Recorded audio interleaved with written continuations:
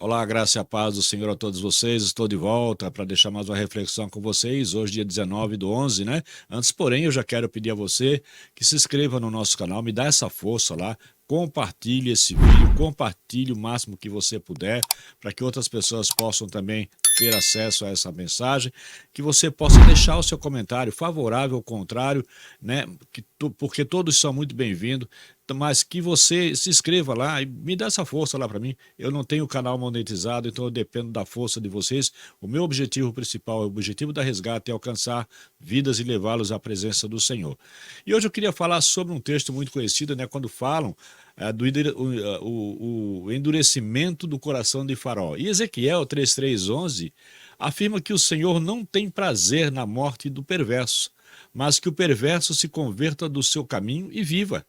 Pedro acrescenta que o Senhor não quer que nenhum pereça, senão que todos cheguem ao arrependimento. Está em 2 Pedro 3:9. Sendo assim, só podemos concluir que o endurecimento do coração de Faraó, querido, não derivou de um arbitrário decreto divino e de predestinação, não, para a perdição dele, de jeito nenhum, e sim de uma atitude de obstinada rebeldia por parte do próprio Faraó. No mundo natural, né? Mesmo tem uma frase que não é minha, que eu li há algum tempo atrás, eu achei muito interessante, lá que ele diz o seguinte: o mesmo sol que derrete a cera é o que endurece o barro. O problema não está no sol, né, mas na forma diferente com que a cera e o barro reagem ao calor.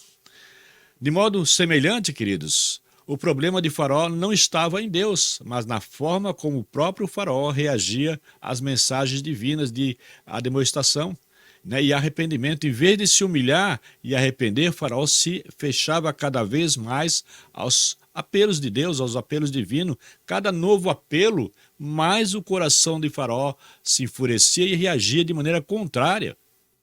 Você vai ver lá as pragas vinhas e ele endurecia-se cada vez mais. É nesse sentido que Deus é descrito como causando a Faraó o que ele apenas permitiu que ocorresse. Ele permitiu que ocorresse. É preciso reconhecer também que chegou um ponto na vida de Faraó em que ele acabou extrapolando todos os limites da misericórdia divina, todos, né? A partir desse ponto, os apelos, os arrependimentos cessaram e os juízes divinos tomaram o lugar, conforme está lá em Êxodo 7 a 12, culminando na destruição final de Faraó e do seu exército. Está lá em Êxodo 14. Em tudo isso, Faraó simplesmente colheu o fruto da sua própria obstinação. Também está lá em Gálatas 6:7, você pode ver isso tranquilamente. Queridos, o que é que eu quero trazer para você nessa tarde? A gente está numa luta ferrenha na nossa nação, a gente está vendo, as pessoas estão sofrendo, as pessoas estão na rua, e eu quero me dirigir hoje, mais especificamente, a você que tem um entendimento evangélico, a você cristão, evangélico, católico, né? Eu vejo muitas pessoas querendo desanimar e dizer: a gente estou cansada. Queridos, o evangelho, para começo de assunto, nunca foi fácil. Se nós olharmos para aquele que nós seguimos, que é o Cristo Jesus, a gente vai ver que houve uma caminhada de muito sofrimento na vida de Jesus para que ele alcançasse a vitória de quê? De nos libertar do pecado. E eu quero dizer para você que uma das frases muito colocada nos últimos tempos foi: conhecereis a verdade e a verdade vos libertará. E libertará do quê? Libertará do quê? Da escravidão, do pecado, né? Do engano, da mentira, de tantas coisas que nos deixaram assim adormecidos, digamos assim, como nação.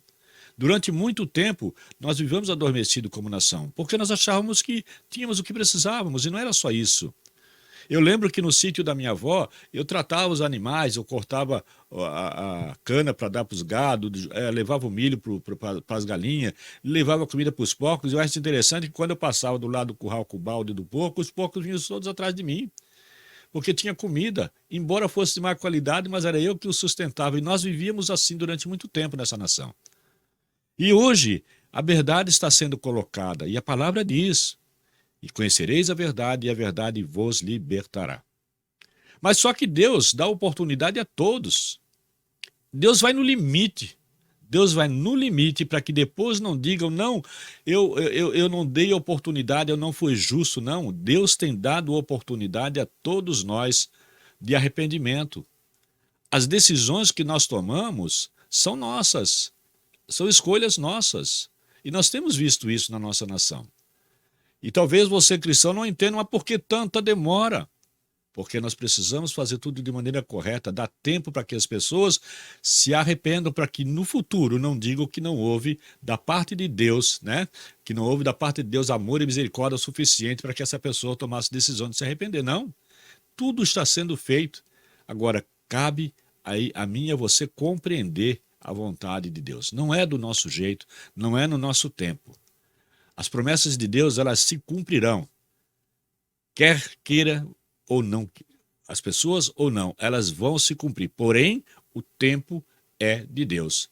Cabe a mim e a você viver a palavra.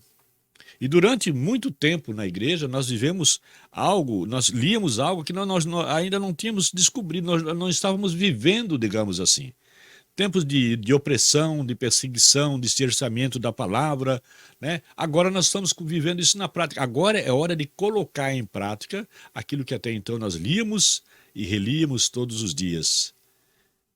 É nesse momento que você precisa colocar em prática a palavra de Deus.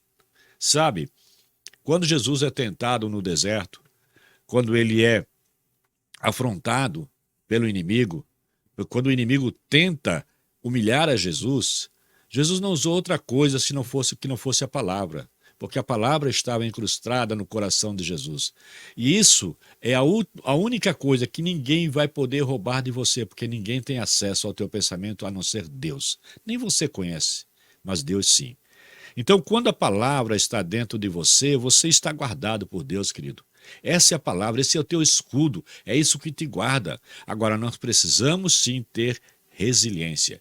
E eu quero dizer a você uma coisa, e hoje, por sinal, é dia da bandeira.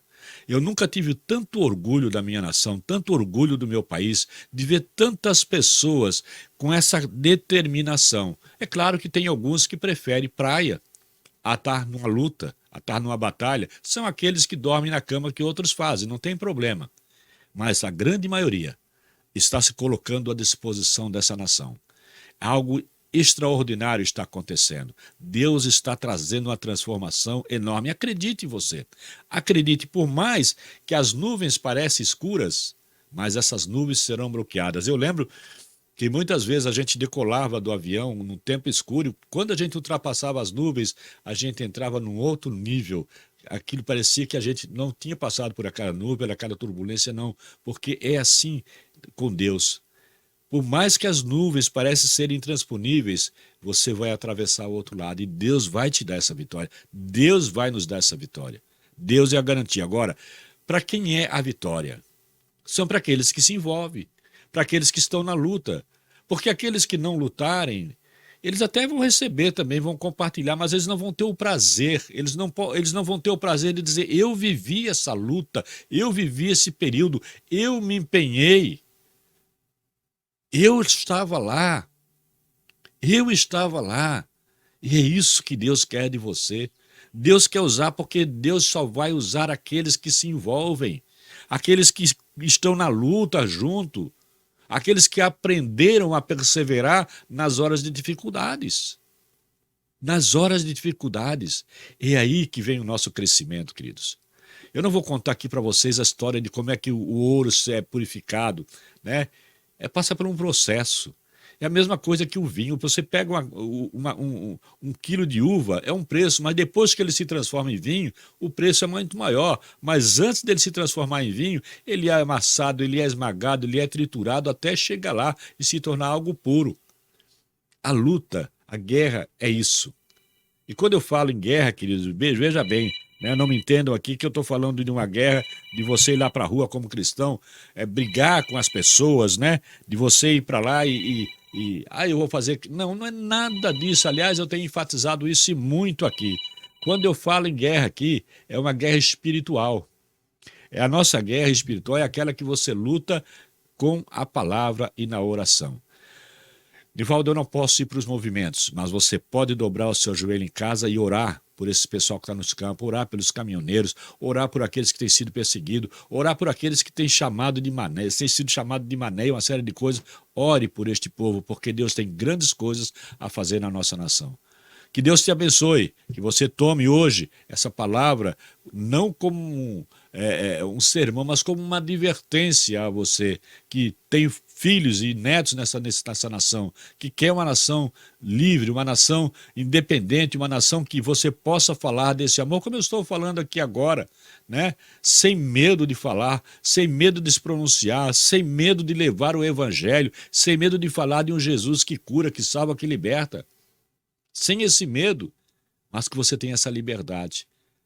Queridos, toda liberdade ela tem um preço. Se você tiver que pagar o preço hoje, pague esse preço.